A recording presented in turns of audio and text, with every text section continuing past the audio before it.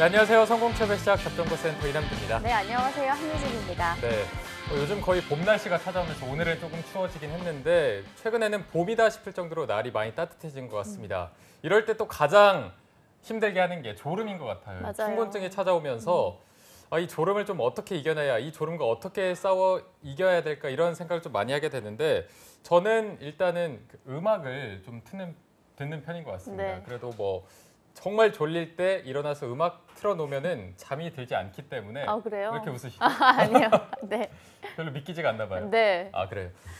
졸음이 오긴 하는데 그래도 음악 하나 정도는? 유진 씨는 그럼 어떤 거 있나요? 아유, 저는 뭐 사실은 제가 새벽 한 2시 반에 일어나거든요. 그렇죠. 출근이 새벽 빨라서. 방송을 하죠. 그래서 저 같은 경우는 항상 낮잠을 잡니다. 적당한 낮잠은 또 도움이 된다고 해요. 적당하게 잘 수 있나요? 네, 네. 아닌 것 그래서 같은데. 너무 많이 자진 마시고 잠깐 조는 것도 그래야 또 더 리프레시가 되잖아요. 맞습니다. 그래도 무엇보다 휴일까지 추우니까요. 여러분들 감기 조심하세요. 네. 좋습니다. 그리고 오늘은 금요일인 만큼 금요일엔 저희가 어벤져스 특집으로 이 춘곤증을 이겨내시면 될 것 같습니다. 자, 그러면 금요일 금요 스페셜 잡정보센터 지금 바로 출발합니다.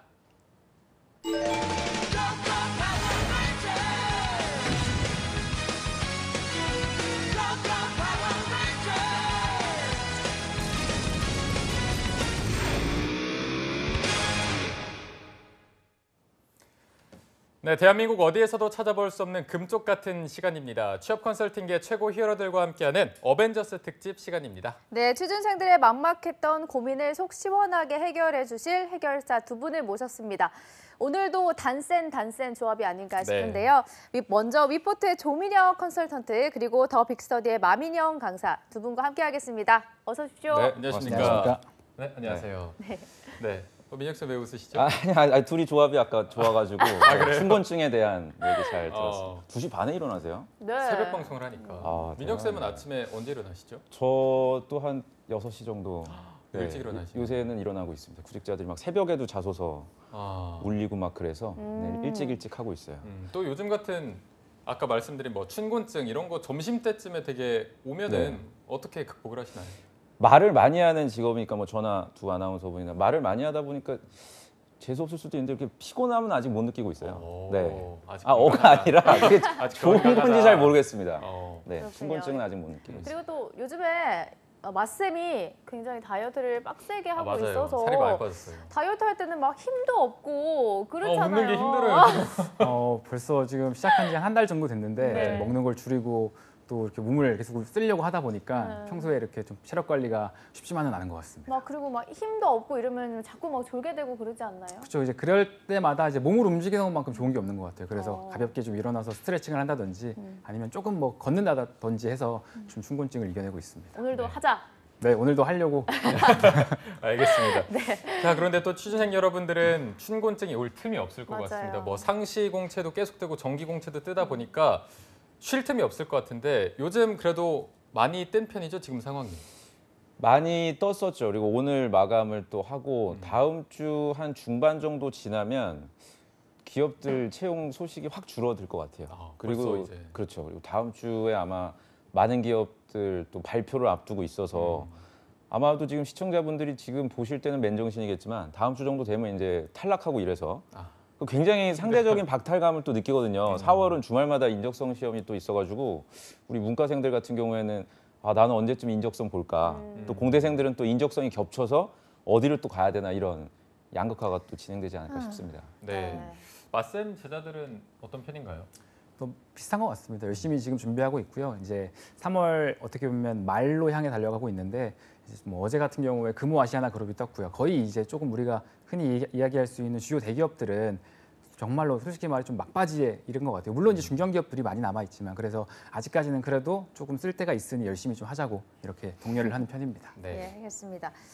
그럼 본격적인 내용에 들어가기에 앞서서 정기 공채 채용의 문은 줄고 있고 상시 채용의 문은 늘고 있는 추세인 것 같은데 지난해와 비교를 해보면 좋을 것 같습니다. 지난해와 비교를 해봤을 때 대기업 정기 공채 비율 그리고 수시 채용을 선택한 기업은 어디가 있는지 민혁 쌤이 정리를 좀 해주세요. 네, 뭐 사실은 아직까지는 수시 채용을 진행하는 기업은 거의 없죠. 네, 현대자동차 저희가 다뤘던 그 그룹 빼고는 수시 채용으로 진행하는 회사는 아직 없고요. 다만 저도 좀 이걸 상황을 지켜봐야 될 것 같아요. 이번 상반기 이후에 하반기 또는 이제 여름 방학 그 뭐 인턴십부터 어떻게 지금 기업들이 진행할지 추이를 좀 지켜보면서 결정해야 될 것 같고요. 일단 제 생각에는 당장 어떤 공채를 폐지하거나 회사별로 특별한 채용이 진행될 거라고 생각하지는 않습니다. 이게 왜냐하면 결국에는 기업들이 처한 어떤 환경이나 외부적인 요소에 따라서 채용 규모를 결정하는 경우가 많은데 네.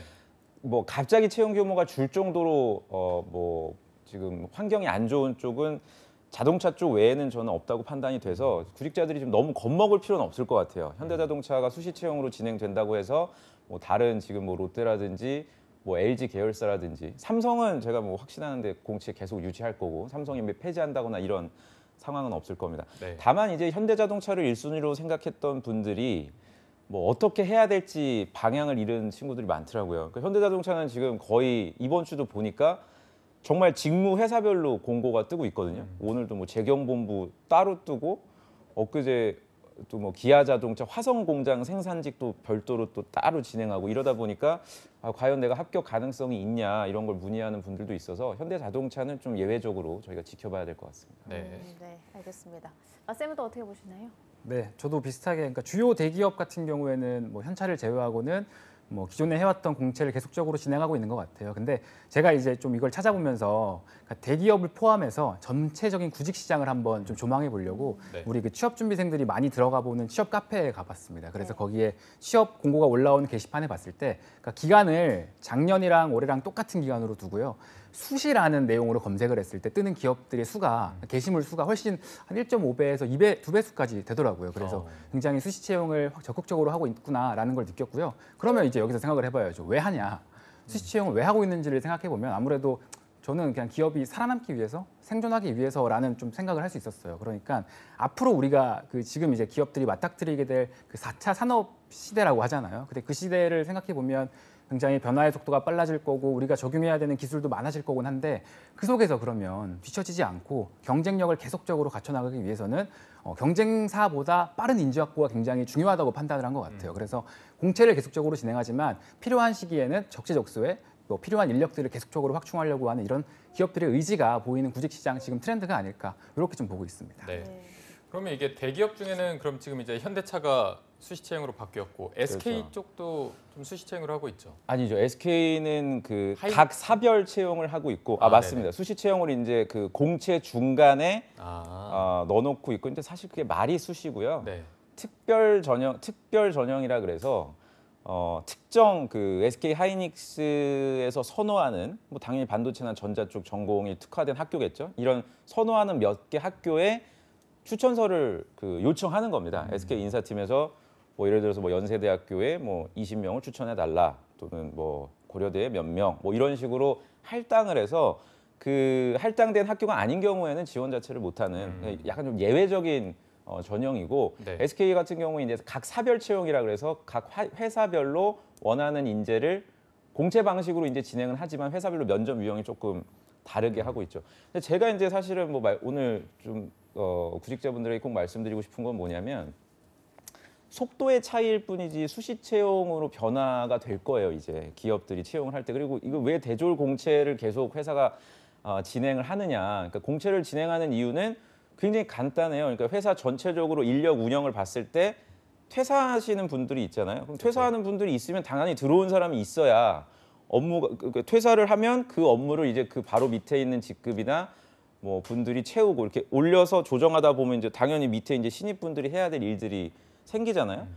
근데 지금 뭐 이렇게 보면 임금 피크제라든지 또는 뭐 노조가 강한 회사 같은 경우에 또 나가지 못하도록 막아놓는단 말이에요. 이게 그런 건 여러분들이 제도적으로 아시겠지만 그러다 보니까 신입 채용의 문이 줄어들 수밖에 없게 되고 그리고 가급적이면은 채용도 효율적으로 그 채용을 하기 위해서 투자를 많이 하기보다는 적은 시간과 적은 노력을 들여서 직무 역량이 있는 사람을 뽑을 수밖에 없죠. 뭐 소비자 트렌드가 뭐 가성비, 가심비도 있지만 채용도 마찬가지예요. 이제 그러다 보니까 신입들보다도 저희가 항상 뭐 강조드립니다만 직무 능력이 있는 뭐 올드 루키라든지 심지어 최근에 제가 봤던 어떤 학생이 아니지만 현직자인데 5년 경력이 있는데 자기가 5년 경력 전혀 인정받지 못해도 신입으로 가도 상관이 없다 그러더라고요. 그러니까 이런 분들이 이제 늘어나다 보니까 뭐 미소를 띠고 있을 것 같아요. 저는 인사팀에서는 이런 여러 가지 요소들이 맞물려서 아마도 당장은 아니지만 뭐 향후 한 5년 정도 내에는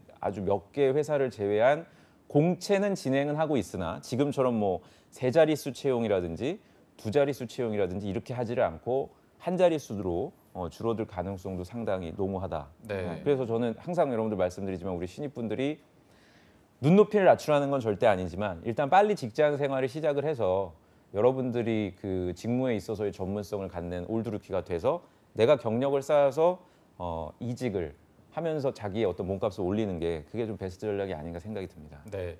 이게 또 뭐 속도의 차이일 뿐 어쨌든 상시 채용 쪽으로 갈 것이고 아까 마쌤도 기업이 살아남기 위해서 좀 이런 쪽으로 갈 것이다 하셔서 이게 정기 공채랑 상시 채용이랑 좀 장단점 비교를 한번 해주시죠. 일단 장단점을 좀 논하기에 앞서서 그럼 우리가 기업들이 지금 정기 공채에서 상시 채용으로 넘어가는 이 시점에 무엇이 바뀌고 있는지 바뀐 내용에 대해서 한번 잠깐 먼저 말씀을 드릴까 해요. 네네. 그러니까 그럼 단순히 우리가 정기적으로 뽑던 걸 3월, 9월에 뽑던 걸 수시로 우리가 필요할 때 뽑는 것이냐 이게 전부인가에 대해서 한번 얘기를 해볼까 합니다.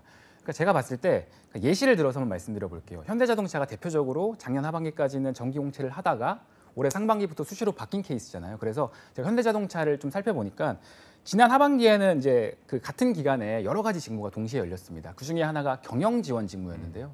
경영 지원 직무를 우리가 예를 들어서 쓰고 최종적으로 이제 입사가 확정이 되면 그리고 나서 이제 과정이 어떻게 되냐고 제가 생각해 봤을 땐 아마도 내가 이제 인사팀에 가게 될지 혹은 뭐 총무팀에 가게 될지 혹은 그리고 인사팀에서도 채용 업무를 하게 될지 뭐 평가 보상 업무를 하게 될지 해외 채용 업무를 하게 될지는 이제 나중에 신체 검사를 받고 나서 그 이후에 지금 어떤 회사의 경영 환경이라든지 팀별 TO 상황들을 보고 결정이 되는 거예요.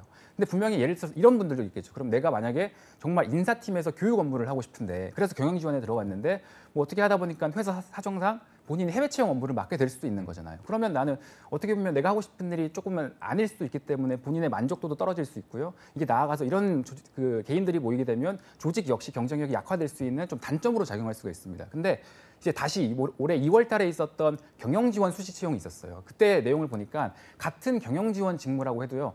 세부적으로 4개 세부 그 직무가 열렸더라고요. 그래서 뭐 평가 보상 업무, 뭐 인사, 교육 이렇게 딱딱딱 그러니까 인사팀에서도 이렇게 4가지가 열렸던 걸 보면 기업 입장에서도 굉장히 진짜 직무 적합도가 높은 사람을 뽑으려고 하는구나. 근데 직무만 열린 게 아니라 이 그 직무에 필요한 업무, 어떤 일을 할 것이다, 필요한 자격은 무엇이다까지 정확하게 공고가 나와 있습니다. 그러면 우리가 이제 생각했을 때 우리가 정말 이 일을 하고 싶고 이 일에 필요한 자격 요건에 맞는 사람들이 지원하게 되면 입사를 하고 나서도 바로 이제 그 일을 할 것이기 때문에 개인의 만족도도 높아지고요. 또 이런 그 사람들이 모여서 조직의 시너지도 굉장히 날 것이기 때문에 서로가 윈윈할 수 있는 어떻게 보면은 과거에는 좀 일에 사람이 맞춰지는 형태였다면 지금은 사람이 우리가 직접 더 본인에게 맞는 일을 찾아가는 형식으로 정기 공채에서 수시 채용으로 바뀌고 있다. 이렇게 한번 생각해 볼 수가 있을 것 같아요. 네. 그렇군요. 조사를 굉장히 많이 하시네요. 좀 이번에 했습니다. 엄청 많이. 빼곡해요.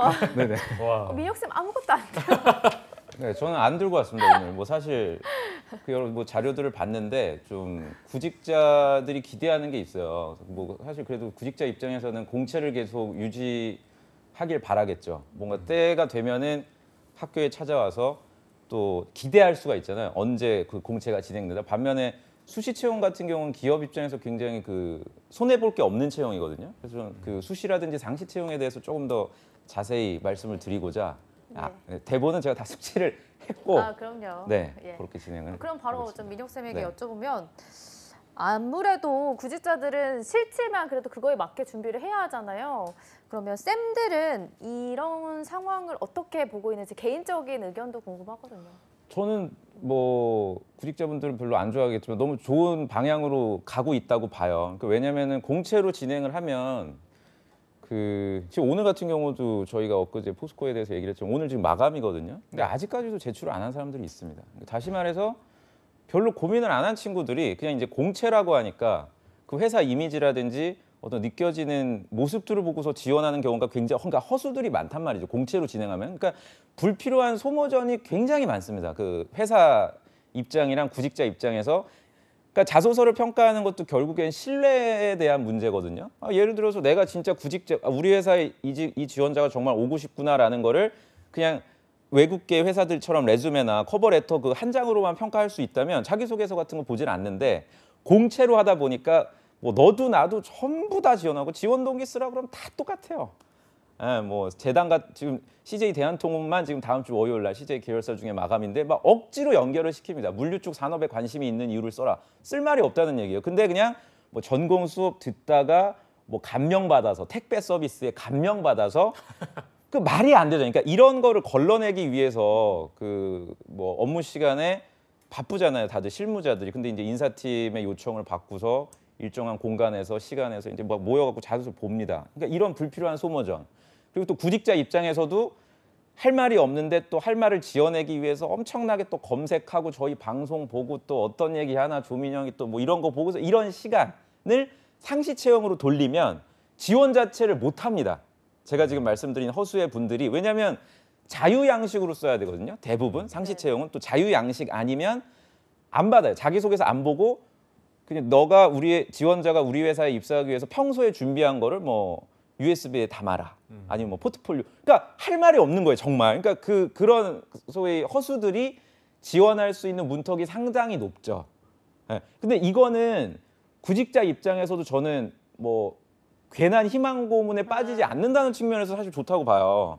예. 그냥 공채로 열어두면은 뭔가 뭐 일단 저희 써봐야 그렇죠. 되잖아요. 저희 방송 보고 뭐 되게 친절하게 저희가 해주잖아요. 매 회사마다 하면 네. 저런 거 보고서 이렇게 쓰면은 되겠다. 서류는 될 수 있죠. 그게 서류는 될 수 있는데 인적성도 될 수 있는데 면접에 가서 결국 면접에 가서는 수시 전형이나 공채나 똑같습니다. 사람 판단하는 게 면접 수시 채용이라고 해서 면접을 뭐 더 어렵게 본다라든지 또는 뭐 신입 공채라고 해서 면접 때 면접을 더 쉽게 본다라든지 이런 거 전혀 없어요. 그리고 수시 채용이라고 해서 경쟁률이 뭐 엄청 세거나 공채라고 해서 낮거나 이런 거 없거든요. 그러니까 면접에 가서 결국에 내 얘기를 좀 적극적으로 직무에 맞춰서 들려준다는 건 똑같은데 창구에 있어 처음에 이제 진입함에 있어서 진입 장벽이 낮은 게 이제 공채고 높은 게 수시 채용이라 시청자인 우리 구직자분들 입장에서야 공채가 좀 손쉽고 접근성이 있겠지만 사실상 이 전체적인 구직 시장으로 봤을 때는 채용하는 채용 그 회사와 구직자 입장에서 이 수요 공급을 봤을 때는 수시 채용 쪽으로 가는 게 딱 지원서를 딱 눈앞에 노트북 폈을 때 진짜 내가 이제 할 말이 없구나 이 회사는 패스 지원 못해. 그게 어떻게 보면 합리적으로 서로 딱 정리가 되는 관계인데 공채로 하다 보면은 뭔가 될 것 같고 환상을 꿈꾸게 되니까 이런 거를 그렇죠. 이런 거를 차단한다는 측면에서는 전 수시 채용 그리고 수시 채용으로 진행하면 인사팀에서 사실 손해 볼 건 하나도 없어요. 이 사람들 입장에서는 돈도 줄일 수 있어요. 공채 그 뭐 예를 들어서 아까도 말씀이 잘 지적해 주셨지만 뭐 한 명 뽑고 2명 뽑는데 취업 포털 카페에다가 이제 올린단 말이에요. 뭐 3대 뭐 그 저 취업 그 사이트들 있죠. 요새 뭐 광고도 많이 나오던데 그런데 한번 업로드 시키는데 10년 전에 제 기억으로 300만 원 줬습니다. 그런데 공고 한번 띄우면 그렇죠. 채용 기간 동안에 그 한 열흘 정도 뭐 그 있잖아요. 뭐 사람땡, 뭐 먼 코리아 이런 데다가 이제 한번 포스코 채용 게시하는데 300이에요. 제 생각에 지금 500 이상 줄 겁니다. 그러면 그 광고 비용만으로도 몇천 들어요. 그러니까 그런 이게 불필요한 건 아니겠지만 소위 이 공채라는 그물형 채용으로 진행하게 됐을 때 그 소비되는 낭비와 에너지, 그 금전적인 것들뿐만이 아니라 구직자 입장에서도 괜히 기대하게 되고 이런 것들을 원천적으로 차단한다는 측면에서 상시 채용. 요새 상시 채용도 유형이 굉장히 많아요. 뭐 내부자 추천 제도도 있고요. 여러 가지 제도적으로 운영하고 있는 것들이 많거든요. 아마 구직자 분들한테는 좀 생소하시겠지만 그래서 장기적으로 봤을 때는 좀 건전한 이 구직 시장 분위기가 만들어지려면 저는 이제 수시 채용이 맞다고 보고 그럼 이제 제 일자리는 없겠죠. 그래도 저는 소신 발언. 저 뭐 절 찾을 일 있겠습니까? 저도 이제 먹고 살 길을 찾아야 될 때가 온 것 같습니다. 같이 취준을 한번 하면 될 것 같습니다. 내가 취준생이 되라고? 막 던져라. 마쌤의 의견도 들어봐야 되는데 잠시 제가 민혁쌤에게 한 가지 궁금한 게 있어가지고 민혁쌤 방금 얘기를 들어보니까 제가 상시 채용이 굉장히 괜찮은 것 같다는 생각이 들었거든요. 근데 저번에 현대차가 상시 채용을 이렇게 발표했을 때 민혁쌤이 조금 실망했다라는 그랬죠. 입장을 밝히셔가지고 속도가 너무 빨랐어요 그때는. 상시 채용을 하신 건 좋았는데 뭐 적어도 뭐 어떤 그 소프트 랜딩을 해야죠. 기업 입장에서 뭔가 시그널을 좀 물론 이제 현대차에 대한 그 저도 경영 환경이나 상황을 나름 조사를 해보니까 그럴 겨를이 없었더라고요. 여러 가지 정황상. 그래서 마음속으로는 이해는 하지만 좀 냉정하게 봤을 때 그래도 이번까지는 공채를 해줬으면 그럼 야 이번이 마지막이란다. 2019년이 그럼 이제 하반기부터는 특히 우리 3학년 2학기라든지 4학년 1학기 이제 막 구직 활동을 시작한 이공계 분들은 정말 어디 가야 될지 전혀 모르더라고요. 어떤 분은 석사 과정을 진학한 이유가 현대자동차 관련된 뭐 에너지 관련된 일을 하고 싶어서 지원을 뭐 수소 전지라든지 이런 거 연구하려고 갔는데 갑자기 내 전공은 안 뽑는다 그러니까 좀 안타까운 경우가 있어서 그때 지적을 한 거죠. 네, 알겠습니다. 그럼 마쌤은 또 이 상시 채용에 대해서 민혁쌤과 생각이 같으신가요? 저도 비슷합니다. 저는 근데 개인적으로는 이제 정기 공채에서 수시 채용으로 넘어오면서 그동안 이제 제가 필요했던 시기가 정기적으로만 있었는데 저희 같은 직업을 가지신 분들이 수시적으로 이제 필요할 것이다. 조금 더 좋지 않을까라는 개인적인 바람이 되게 있고요. 긍정적이시네요. 긍정적으로 좀 보고 있고요. 민혁쌤은 찾지 않을 것이다. 개인적인 저도 저 때는 그랬습니다. 저도 이제 많이 열정이 지쳐서 있을 때. 열정 파이팅 있을 때거든요. 그렇죠. 그리고 이제 취준생분들 입장으로 좀 생각해 봤을 때 두 가지로 좀 나뉘는 것 같아요, 그룹이. 그러니까 취업을 좀 준비를 했던 소위 말해 취업 N수생분들, 그분들은 과거에 이제 지난해까지 뭐 정기 공채를 겪어봤잖아요. 그래서 FM대로 채용 프로세스를 밟아왔으니까 이런 전형엔 이런 걸 보는구나. 내가 이런 게 부족하네 해서 이미 좀 키워왔을 거고. 그렇다 보니까 이제 1월부터 상시적으로 뜨는 공채에 적극적으로 지원이 가능한 거죠. 그분들에게는 기회가 더 많이 열렸다 볼 수 있지만 이제 막 4학년 2학기 혹은 취업에 처음 뛰어드는 취업 새내기 분들은 이제 내가 한번 그 경험해 보려고 하는데 막 정기 공채도 뜨고요. 수시 채용도 뜨고 막 준비해야 될 게 너무 많이 펼쳐져 있는 거예요. 그러다 보니까 좀 그 상대적으로 취업 N수생들에 비해서 취업에 조금 입문하신 지 얼마 안 되신 분들이 좀 혼란을 겪고 있는 것 같다라는 게 좀 개인적인 그 일을 하면서 느꼈던 감정입니다. 네, 네. 알겠습니다. 그러니까 그 구직자분들이 이걸 아셔야 될 것 같아요. 아마 저희 얘기 안 들을 거예요. 수시 채용으로 간다는 거 안 들을 거예요. 지금 아마 시청하시는 분들 중에 뭐 1학년이나 2학년이나 또는 뭐 학부모님, 어머님들, 아버님들 정도만 전문가들이 저렇게 얘기하니까 우리 애들을 뭐 이렇게 해야 되겠다 생각하지. 지금 당장 다음 주 마감인 BGF 뭐 제출하고 이런 분들은 됐고 공채가 훨씬 중요하다는 거 제가 충분히 이해는 합니다만 채용 담당자의 마인드는 어쨌든 속도의 문제일 뿐이지 수시 채용이나 직무 능력이 있는 사람들을 중요시합니다. 그거는 맞아요. 그러니까 전형은 공채지만 그러니까 다음 주에 면접을 보시거나 뭐 4월 달에 이제 사트 보시고 5월 달에 면접을 보실 분들 계시잖아요. 공채 전형으로. 그렇다고 해서 그냥 신입이니까 나는 저한테 투자하세요. 열심히 배울래요. 이런 수동적인 자세를 갖고 있으면 큰 코 다친다는 얘기입니다. 그러니까 공채더라도 빨리 저를 활용할 수 있는 분야 또는 직무 또는 지역 여기가 어디 있는지를 빨리 캐치를 해서 전형만 신입일 뿐이지 저는 바로 업무에 투입할 수 있다는 이런 전문성을 보여주실 필요가 있습니다. 공채라도. 제가 학생들 이렇게 만나다 보면 선생님 저는 그냥 공채고 신입이고 이제 뭐 26살, 7살인데 제가 선배들보다 아는 게 하나도 없는데 저 그냥 일단 배우는 게 먼저 아닙니까? 라고 이렇게 얘기를 하더라고요. 그 절대 잘못된 태도고 경방이라는 회사가 있어요. 그 영등포의 타임스퀘어라고 맞죠? 네네. 타임스퀘어? 네네네. 그 타임스퀘어라는 회사에서 신입을 뽑는데 아주 재밌는 질문이 제가 어제도 이제 자소서 가지고 학생들하고 얘기하다가 상사와 업무적인 갈등이 네가 발생했을 때 어떤 식으로 너는 행동할 거고 그 이유는 뭐냐라고 했어요. 자소서 질문입니다. 자소서 질문입니다. 이게 500자인데 네. 상급자라고 표현을 했네요. 거기서 이제 상급자가 그러니까 이거는 일반적으로 경험에 대한 묻는 게 아니라 PT 면접이라든지 직무 면접에서 나올 수 있는 질문을 500자로 물어봤어요. 상급자, 한번 여러분들도 생각을 해보세요. 경방에 지원을 안 하시더라도 상급자가 업무에 있어서 나와 마찰이 생겼을 때, 갈등이 있을 때 당신은 어떻게 행동할 거며 그 이유는 뭐냐? 당연히 정답은 부딪혀 가면서 조율한다가 정답이에요. 그러니까 무슨 말이냐면요. 직무에 있어서는 상급자가 나보다 더 많이 안다는 건 잘못된 겁니다. 그거는. 왜냐? 상급자도 상급자가 해야 돼. 그게 꼭 팀장이나 대리나 과장이 아니더라도 그분이 해야 될 영역이 있거든요. 이해가 되시죠? 그리고 동시에 신입인 내가 또 해야 될 영역이 있어요. 그러니까 상급자라는 걸 자꾸만 여러분들이 호봉제로 생각해서 나보다 입사가 빠르면 더 많이 알아야 된다. 그러니까 수동적으로 나는 그러한 그 갈등 관계를 만들지 않을 거다. 이렇게 기술을 하시더라고요. 상급자이기 때문에 당연히 상급자의 의견에 따라서 저는 모든 걸 다 하겠습니다. 그럼 제가 반문을 했어요. 예를 들어서 비윤리적인 걸 너한테 시키면 넌 그래도 하겠냐? 1초의 망설임도 없이 하면 안 된다는데 고민하더라고요, 학생들이. 비윤리적이어도 그게 상급자면 쓰임 이유가 있지 않을까요?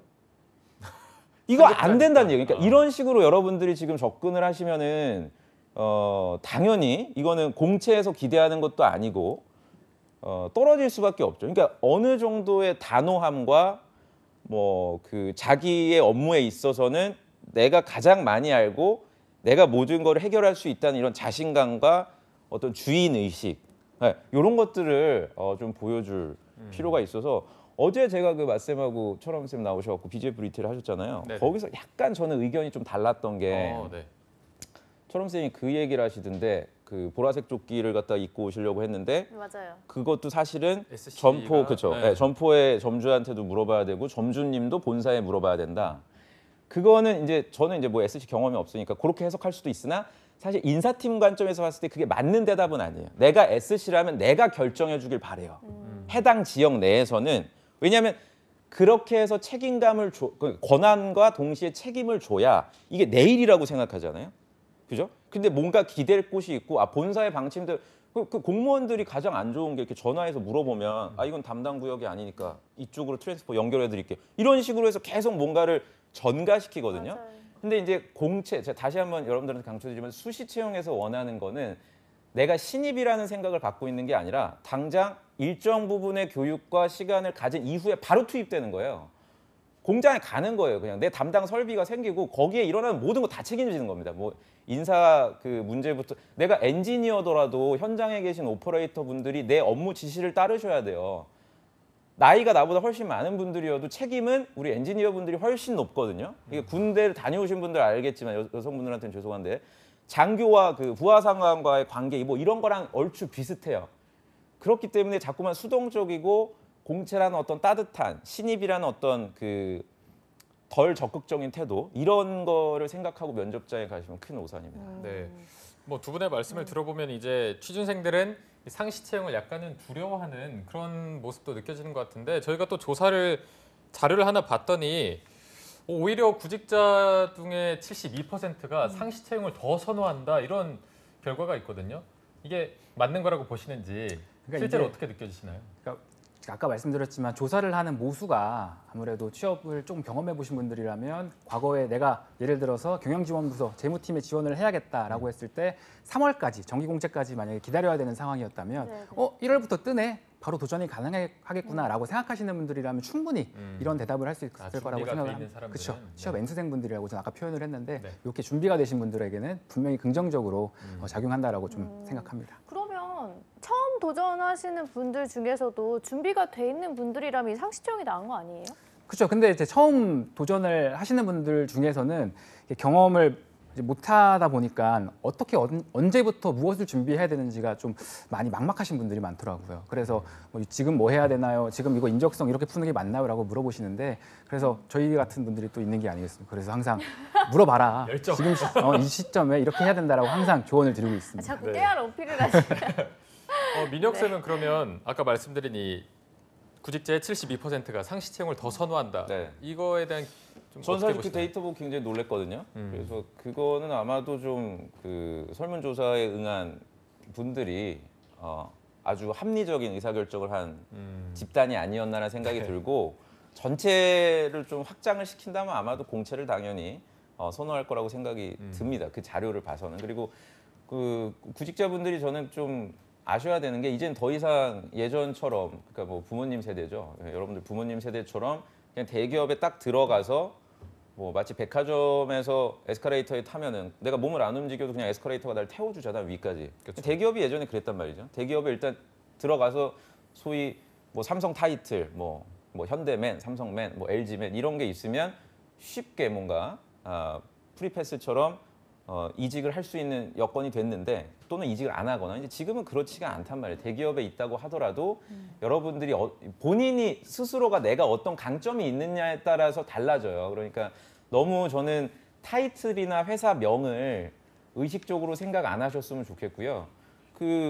아마 저희 제작진분들도 소식을 전해 주셨는데 저희 그 왜 떨어졌나에 나왔던 최연태 학생이 있었잖아요. 강원대학교 건축공학과. 네네네. 그 세계 친구 일주요. 개인 세계 일주였죠? 네. 네네. 맞아요. 네. 저기랑 헷갈렸어요. 저 산티아고 네, 술래길. 산티아고랑 헷갈렸는데 헷갈려. 그 친구가 저한테 개인적으로 연락을 줘가지고 지금 뭐 토건 회사에 최종 합격이 돼서 아, 예. 네네. 이번 주부터였나요? 출근을 하고 있다 그러더라고요. 네. 자기 생각을 저한테 정리를 해서 보내줬더라고요. 그냥 대기업에 그냥 무작정 가는 것보다도 일단은 자기 나이가 그때 30살이었죠. 나이가 현실적인 걸 따졌더라고요. 현실적으로 빨리 스타트를 해서 직무 경력을 쌓는 게 우선이라고 생각해서 자기는 출근을 했고 출근을 해보니까 또 자기를 필요로 하는 부서라 만족하고 다닐 수 있다고 그렇게 생각이 그때는 그렇게 세상 정리가 안 돼 있더니 예, 불과 한 달 사이에 또 성장하는 걸 보면은 아주 올바른 길을 가고 있다고 생각하거든요. 그러니까 우리 구직자분들도 지금 너무 다음 주부터 이제 LG화학부터 시작해서 서류 공채 결과들이 막 나올 텐데 네네. 너무 일희일비하지 저는 않으셨으면 좋겠어요. 제가 이렇게 말씀드리면 또 시청자분들이 너는 포스코 다녔으니까 그런 소리 한다 또 이래요. 넌 대기업 다녔으니까 그런 소리 한다 그러는데 그 환경, 그 시대에 맞는 저는 선택을 한 거거든요. 그때는 뭐 직무 채용이라는 게 존재도 하지 않았고 제가 만약에 지금 2019년에 살고 있는 청년이라면 저는 대기업 지원 안 할 거예요. 워낙에 그 끝이 보이는 길이라 어떻게 된다는 게 그러니까 비판적으로 여러분들이 저희 조언을 받아들이시기보다는 현실적으로 생각을 해서 제발 마감날 내지 마시고 BGF 리테일 다음 주 월요일인데 아직도 못 밤을 새겠다 그러더라고 일요일 날 자기는 BGF 내려고 선생님 일요일 날 밤새고요 월요일 날 잠깐 푹 쉬고 화요일 날 밤샌대 수요일 날 롯데 마감이니까 그러니까 이런 식으로 이런 그러니까 뭐 하는지 모르겠어요 이렇게 그 소모적인 구직 그 운영 안 된단 말이죠 좀 개선을 해야 됩니다. 네, 알겠습니다. 알겠습니다. 네, 지금 취준생들이 굉장히 혼란스러운 시기인 것 같은데 어떤 식으로 준비를 해야 할지도 궁금할 것 같아요. 마쌤 어떻게 생각하시나요? 직무가 굉장히 중요하다고 계속 강조를 드리고 있잖아요. 그래서 직무 경험을 좀 많이 쌓아라라고 계속 이야기를 해주고 있어요. 그래서 뭐 조금 더 이제 본인의 전공이나 아니면 지원 분야에 대해서 간단하게 좀 더 말씀을 드리면 이공계 전공이신 분들은 대표적으로 연구실이나 산학협력 경험이 있겠죠. 그리고 만약에 그게 여의치 않다면 그 공장, 생산 공장에서 좀 생산직 아르바이트로도 하면서 생산 라인이나 설비가 어떻게 되어 있는지 그리고 그 속에서 뭔가 비효율적인 요소가 있으면 내가 어떻게 하면 개선해봐야겠다 이런 생각 정리를 하는 편으로 좀 경험을 쌓으시고요. 인문계분들은 그 재무나 법무같이 전문 직군 아닌 이상에는 사실 어떤 경험을 하셔도 상관없습니다. 다만 이제 기업에서 좋아하는 건 어떤 조직 체계가 잡힌 곳에서 근무를 했었던 경험 그게 좀 가장 선호하는 경험이다라는 건 염두에 두시고요. 그리고 공기업 준비하시는 분들이라면 일단 당연히 공공기관에서의 그런 체험형 인턴 이런 경험들을 가장 최우선으로 보시고요. 만약에 내가 공공기관을 가장 1순위로 희망하는데 졸업 전이다.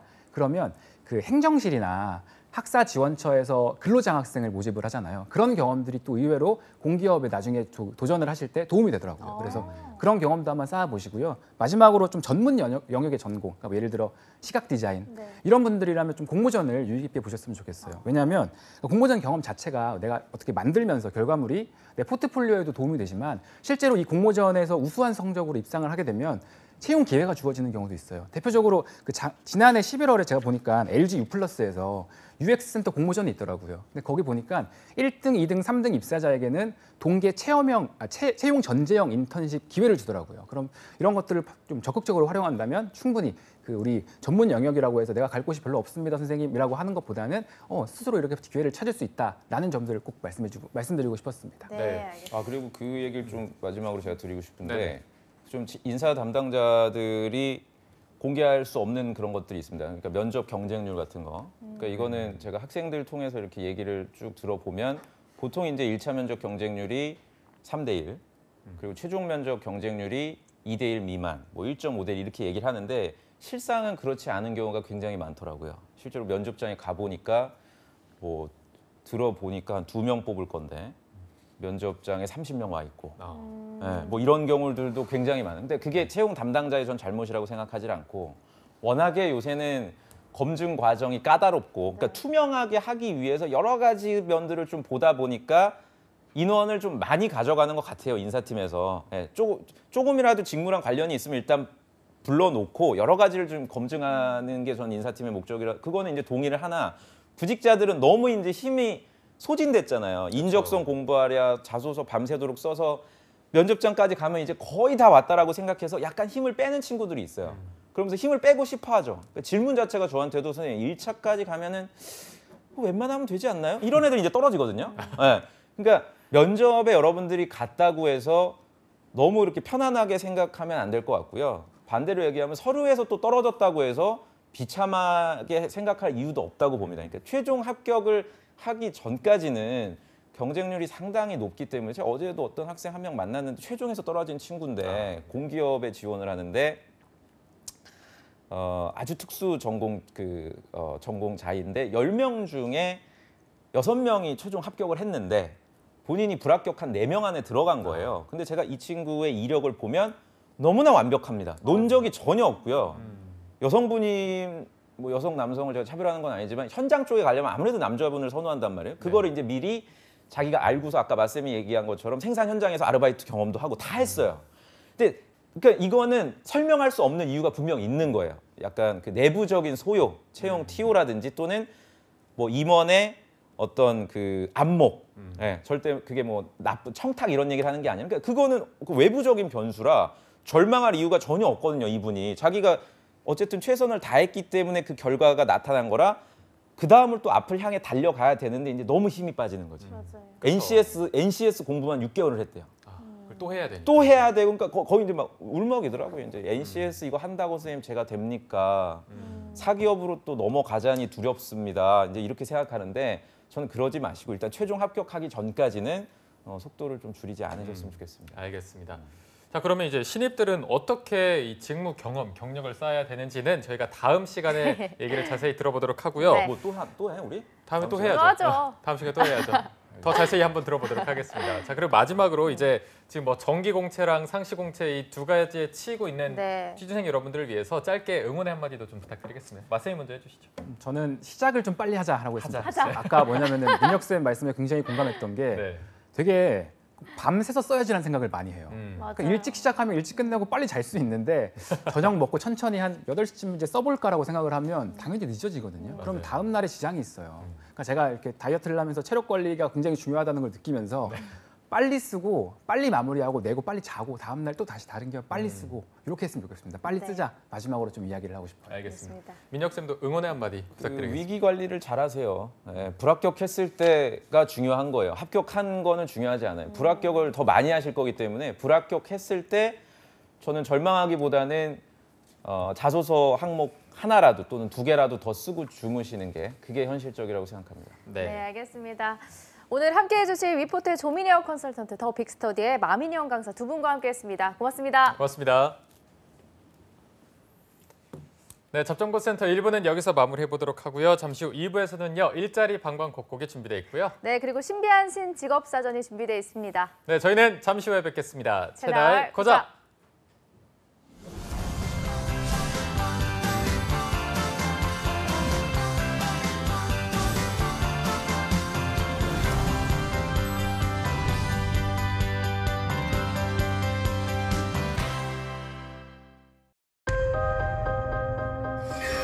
우리가 1년에 사용하는 일회용 컵 약 260억 개. 플라스틱 컵이 분해되는 시간 최소 500년. 지구도 한 번 쓰고 버리실 건가요? 늦지 않았습니다. 일회용품 줄이기, 나부터 시작입니다.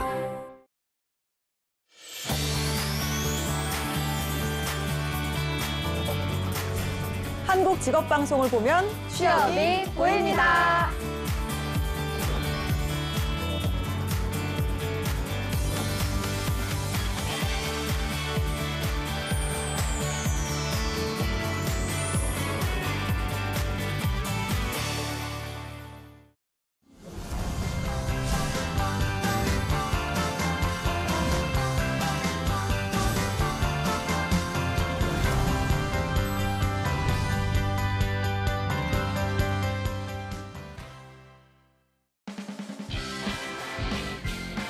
네, 성공취업의 시작 접정보센터 2부의 문을 또 한번 열어봤습니다. 저희가 2부에서는요. 전국 각지의 생생한 채용 소식을 발빠르게 알아보는 일자리 방방 곡곡이 준비되어 있고요. 네, 그리고 미래의 유망 직업에 대한 모든 것을 알려주는 신비한 신직업사전도 준비되어 있는데요. 먼저 일자리 방방 곡곡부터 바로 만나보시죠.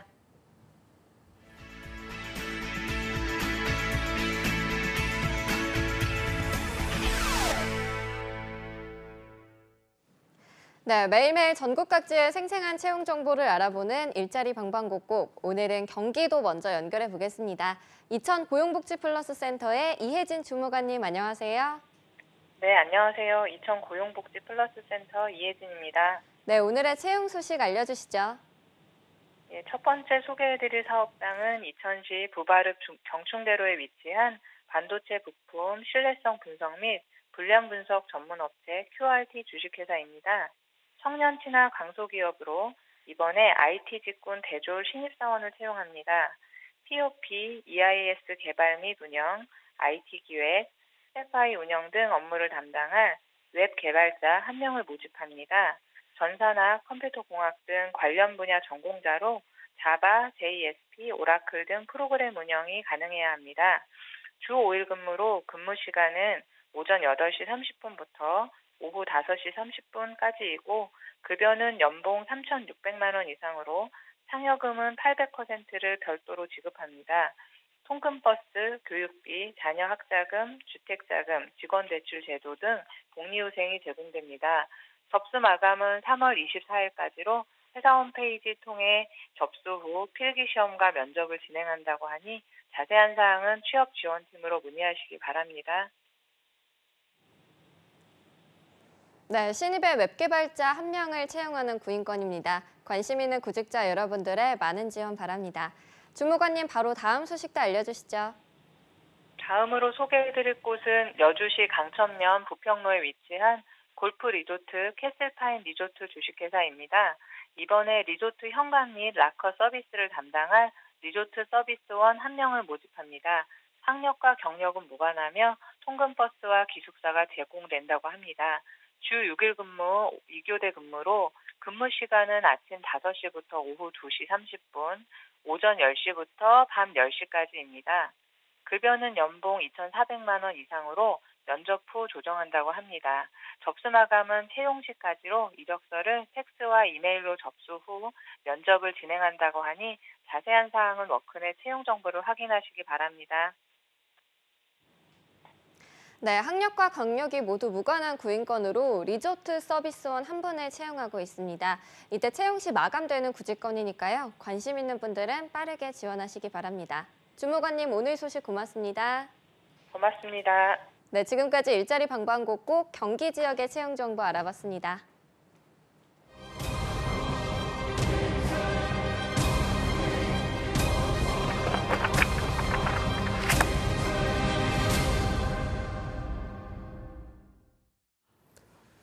네, 내가 원하는 일 그리고 해보고 싶은 일을 찾아서 여러 직업에 다양하게 도전하는 취업준비생분들이 많습니다. 이런 분들을 위해서 미래 유망 직업의 궁금증을 말끔히 해소시켜줄 신비한 신직업사전 시간입니다. 네, 직업 트렌드는 물론이고요. 다양한 직업 세계 정보까지 소개해 주실 분입니다. 한국고용정보원의 김진관 연구원님 함께하겠습니다. 어서 오십시오. 안녕하십니까? 네, 안녕하세요. 한국고용정보원의 김진관입니다. 네, 진관쌤 또 머리를 멋지게 이발하셨네요. 네, 감사합니다. 남규 눈썰미가 너무 이 말 들으려고 한번 물어봤습니다. 이남규 아나운서도 너무 이렇게 시원하게 자르셔가지고 네. 봄을 느낄 수 있는 것 같습니다. 마치 준비된 멘트처럼 준비했습니다. 또 서로 답변을 주시는데 아니 진관쌤 머리 자른 거 보니까 뭔가 더 열정적으로 느껴지고 해서 네, 약간 왠지 취업 준비할 때 네. 이렇게 머리를 짧게 자르고 되게 열정적으로 준비하지 않았을까 해서 진관쌤의 취업 준비생 시절 좀 어땠나요? 사실 솔직하게 말씀드리면 저는 취준생 기간이 있었나 이렇게 생각이 드는데 연구직이었기 때문에 뭐 취업을 막 열심히 준비하겠다 이러지는 않았었고요. 저는 사실 유학 준비하다가 잠깐 회사에서 일하면서 유학 준비 계속 해야지 그랬는데 이제 갑자기 회사에 채용 공고가 떠서 원래 저희 분야는 채용 공고가 거의 안 뜨거든요. 근데 떴는데 한번 지원을 했는데 이렇게 돼가지고. 어머, 나는 그냥 떠서 나는 그냥 지원했는데. 근데 됐을 때는 기분 되게 좋았어요. 그때 그렇죠. 그 지원해놓고 면접 끝나고 여행을 갔었는데 여행 중간에 이제 최종 합격 발표가 났거든요. 그때 같이 갔던 친구랑 하이파이브를 막 엄청 세게 하면서 나머지 여행을 되게 즐겁게. 그 친구도 같이 지원했다가 아 그건 아니었어요. 다른 그 친구. 친구는 아, 네. 그래요? 준비생. 아 그 친구는 이미 직장인. 아 이미 직장인. 네. 또 기분 되게 좋으셨. 이게 약간 연예인 따라간 친구가 그냥 뭐 심심해서 나도 했는데 그러니까요. 아 그러진 약간 않았습니다. 그 친구는 안 되고 나만 되고. 나만 되고 되게 좀 그래도 손쉽게 이 취업을 직업에 하셨네요. 들어오셨네요. 네네. 아무래도 연구직이라 그렇게 경쟁자들이 많지 않고 네. 학위가 있어야 돼가지고. 그렇군요. 알겠습니다. 네. 의욕이 좀 떨어지네요.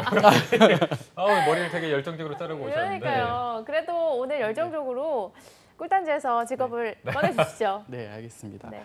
두 분 혹시 SNS 쓰시나요? 하죠. 그렇죠. 어떤 네. 거 많이 쓰세요? 인별. 인별그램. 네. 전 뭐 인스타그램이요. 제가 뭐가 되죠? 말해도 되죠. 인스타그램. 저는 인스타그램 이거 하나만 하는 것 같아요. 아, 그래요? 네. 역시 트렌디 하시네요. 저는 인스타그램, 트위터, 아, 페이스북, 아, 뭐 있죠? 아세요? 뭐 카카오 스토리도 있고. 카카오 스토리 안 해요. 그렇게 세 개 다 합니다. 네, 네. 핫하시네요. 요즘에 사실 SNS 많이 쓰시는 것 같고 아까도 잠깐 대기하시는 중에 핸드폰 보시면서 왠지 SNS를 하고 계시는 게 아닌가 뭐 이런 생각을 좀 네네. 했었는데 요즘에는 다 이렇게 SNS를 사람들이 참 많이 쓰고 있습니다. 그래서 요즘 시대를 SNS 시대라고 정의를 해도 지나치지 않아 보입니다. 이런 시대에 매우 중요한 역할을 하는 직업이 있는데요. 그 직업이 바로 오늘 소개시켜드릴 신직업, 소셜미디어 전문가입니다. 네, 이게 이름만 들어도 저희가 말씀드리는 미래 유망 직업에 정말 잘 부합하는 직업인 것 같습니다. 소셜 미디어 전문가를 준비해 오셨는데 그 이유를 한번 들어볼게요.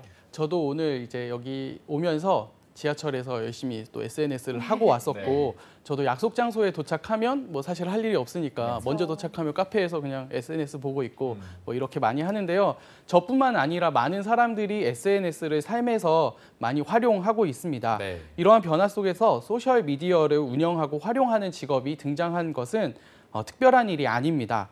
과거에는 TV, 또 라디오, 신문, 잡지 이 4대 매체가 홍보와 마케팅의 주요 수단이었는데요. 이제는 이 4대 매체에서 SNS도 추가가 되었고 혹은 이 4대 매체를 뛰어넘어서 SNS가 그 홍보와 마케팅을 대체하는 수단이 되어가고 있습니다.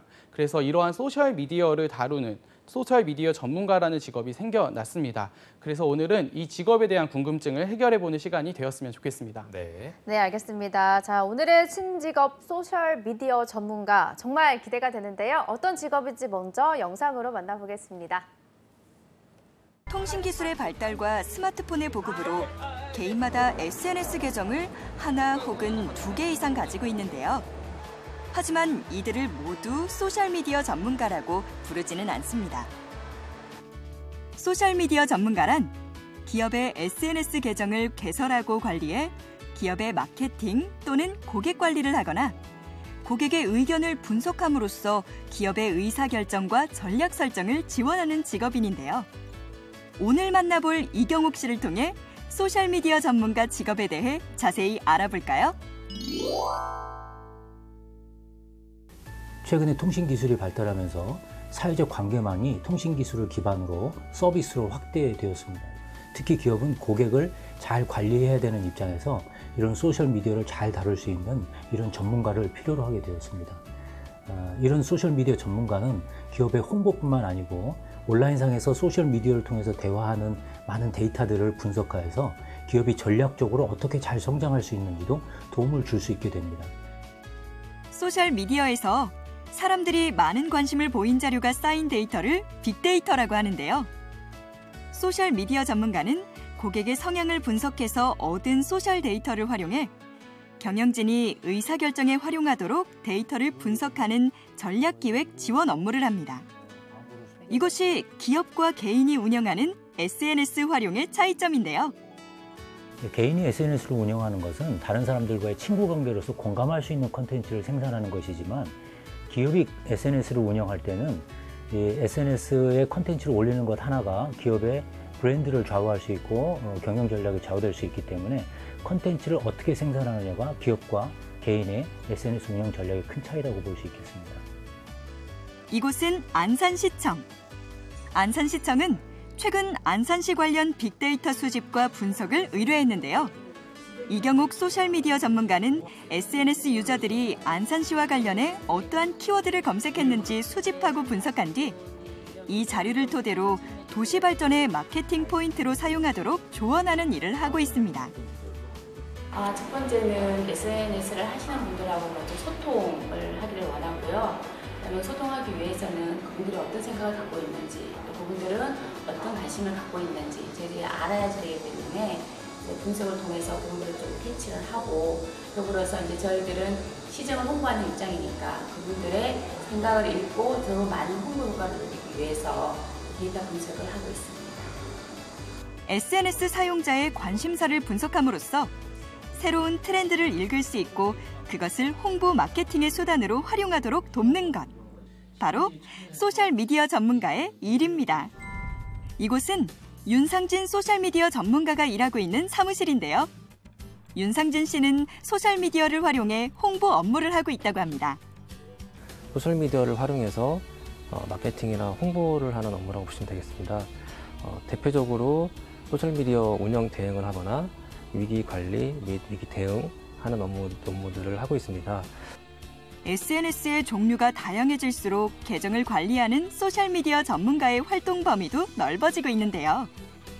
소셜 네트워크 서비스의 사례로는 한국민속촌 트위터를 들 수 있습니다. 한국민속촌의 트위터는 재치 있는 말투뿐만 아니라 민속촌 내에서 활동하는 역할 아르바이트를 홍보 수단으로 활용하고 있는데요. 이를 통해 민속촌의 방문자가 늘어나는 것은 물론 재미있는 한국의 전통문화 관광지라는 이미지를 갖게 되었습니다. 불특정 다수의 사람들과 끊임없이 소통하며 기업이나 단체의 상징성을 갖게 되는 막중한 업무에도 불구하고 직업인이 느끼는 보람은 남다를 것 같은데요. 소셜미디어 전문가의 매력은 과연 무엇일까요? 소셜미디어라는 말 자체에 그 소셜이라는 말에 사람이라는 말이 들어가 있거든요. 그러다 보니까 소셜미디어 전문가로서 활동을 하면서 내가 만든 콘텐츠라든지 글이라든지 이런 것들에 많은 사람들이 호응해주고 반응해줄 때 그럴 때가 가장 매력적인 직업인 것 같습니다. 현재 소셜미디어 전문가가 되기 위한 전문 이수 과정은 아직 없지만 많은 기업과 단체에서 필요로 하는 직업이기 때문에 전문 인력의 수요는 점차 늘어날 것입니다. 미리미리 SNS 계정을 만들어서 사람들과 잘 소통하는 그런 방법을 익힌다든지 자기의 또 관련된 전문 콘텐츠를 SNS상에서 많은 사람들과 공유할 수 있는 그런 공감의 능력을 키우는 것이 굉장히 중요합니다. 이런 역할들을 잘 수행해냈을 때 기업 현장에 투입이 되면 바로 그런 역할을 효과로서 만들어낼 수 있기 때문에 기업이 가장 좋아하는 소셜미디어 전문가가 될 수 있다고 볼 수 있습니다. 네, 소셜미디어 전문가란 직업에 대해서 관련 영상을 함께 보고 오셨습니다. 진관쌤이 조금 더 자세히 소개를 해주시죠. 네, 아까 말씀드린 것처럼 SNS는 우리 삶에 친숙하게 자리 잡혀 있는 중요한 매체가 되었습니다. 국내 스마트폰 보급률을 보면요, 2017년 기준으로 인구의 74%, 세계 5위 수준을 기록을 했는데요. 네. 저연령층과 고연령층을 제외하면 거의 모든 연령층에서 그 경제 인구의 90% 이상이 스마트폰을 활용하고 있는 것으로 볼 수 있겠습니다. 스마트폰이 점점 확대되면서 당연히 SNS도 또 자연스럽게 높은 성장세를 기록하고 있는데요. 기업 입장에서는 많은 비용을 지불하지 않고 소셜미디어를 통해 손쉽게 고객의 반응을 살펴볼 수 있게 되면서 기업에서도 SNS를 홍보 마케팅으로 적극 활용하고 있는데요. 아직까지는 직업적으로 SNS 미디어 전문가의 입지는 견고하지 않은 상황입니다. 우리나라에서는 아직까지 SNS 전문가를 그냥 마케터 정도로만 인식을 하고 있는데요. 하지만 소셜 빅데이터 분석을 통해서 이 SNS 전문가가 경영 전략에 참여할 수도 있고요. 기업 위기 관리에도 또 중요한 역할을 할 수 있기도 합니다. 네. 그러면 뭐 소셜 미디어 전문가라고 하면 갖춰야 할 역량이 SNS를 잘 관리하고 이런 거일까요? 네, 맞습니다. 맞나요? 네, 맞습니다. 특별하게 받아야 되는 교육이나 자격 같은 경우는 없습니다. 네. 하지만 광고나 홍보, 언론, 정보통신 분야를 전공하면 이 분야의 업무를 수행하는 데 조금 도움을 받을 수 있겠습니다. 하지만 전공을 해야지만 이 분야로 진출을 할 수 있는 것은 아니고요. 하지만 전공보다는 고객이 반응하는 이슈에 대해서 다양하게 대응할 수 있도록 다양한 분야에 관심을 갖는 것이 중요하겠습니다. 네. 그리고 아까 이제 진관쌤이 이 소셜미디어 전문가가 우리나라에서는 그저 좀 마케터 정도로만 여겨지는 경향이 있다고 하셨는데 실제 국내 현황은 좀 어떤 편인가요? 네, 국내 현황은 기업들이 전략적으로 소셜미디어를 활용할 방안을 모색하면서 소셜미디어 전문가 채용을 늘리고 있습니다. 현재 삼성, 현대, LG, GS, SK 등 국내 대기업을 비롯해서 금융권, 다양한 산업 분야에서 소셜미디어 담당자를 채용을 하고 있고요. 구글 등 포털 사이트에서도 소셜 마케터나 SNS 전문가를 검색 결과에 차용하는 검색 결과를 손쉽게 찾아볼 수 있습니다. 그래서 이 직업의 전망은 향후 좀 밝지 않을까 이렇게 생각을 해봅니다. 네. 전망을 여쭤보려고 했는데 전망이 밝다고 얘기를 해주셔서 그럼 좀 더 관련해서 얘기를 덧붙여 주시죠. 아까 역량에 대해서 잠깐 이야기를 해주셨었는데요. 기업이나 기관의 입장을 대중에게 전달을 해줘야 되기 때문에 이것을 잘 하기 위해서는 글쓰기 능력이 당연히 중요하겠고요. 네. 또 이미지 편집 등의 기본 지식을 알고 있어야 되겠습니다. 그리고 여기에 올바른 맞춤법 숙지가 기본 중에 기본인 것 같습니다. 저도 회사 일을 하면서 직업과 관련된 카드 뉴스 이런 거 만들고 있는데 거기에 보면 맞춤법을 제대로 적는 게 생각보다 너무 어렵더라고요. 네. 근데 이런 맞춤법 숙지가 기본 중에 기본이기 때문에 아마 SNS 전문가가 되고 싶으신 분들은 맞춤법에 대해서 확실하게 공부를 해주시는 게 좋을 것 같습니다. 네. 또 다양한 시각과 관점을 갖고 잠재 고객에 대한 판단을 해야 하기 때문에 심리학이나 인문학적인 소양이 중요하겠습니다. 그리고 대중과의 관계 유지와 원활한 소통을 위해서 SNS 계정 운영 능력이 필요하고요.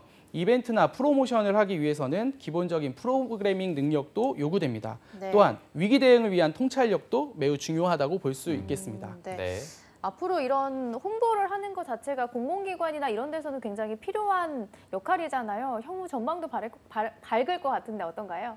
네, SNS의 제가 볼 때 가장 큰 장점은 적은 비용으로 확실한 효과를 얻을 수 있다는 점인 것 같습니다. 저도 공공기관에 근무를 하고 있지만 예산이 그렇게 많지 않은 상황에서 좋은 효과를 내기 위해서는 SNS를 활용하는 것이 굉장히 좋은 방법인 것 같은데요.